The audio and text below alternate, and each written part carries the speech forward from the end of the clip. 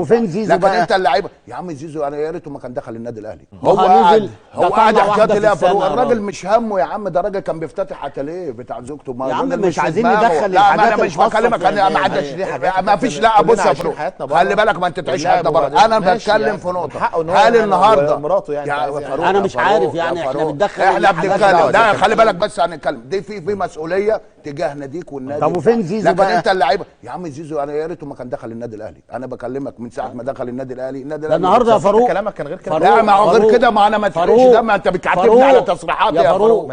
مش بتعاتبني على تصريحاتي. في واحده زيزو ضيعها من 1-0 يبقى 1-0 عليك. الكره اللي هي اتعملت له انفراد يحطها كده انت مستني تجيب جون بيخش فيك جون عشان ان هو فاقد الثقه، واخد بالك؟ فقام جاي عاملها بالعرض مش لحد للعيب بيراميدز، واخد بالك؟ ويجي في الاخر بتهور يعمل ضربه جزاء.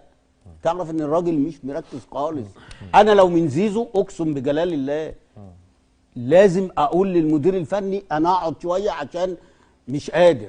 ضغط كبير. خلاص طالما مش قد الضغط اقعد.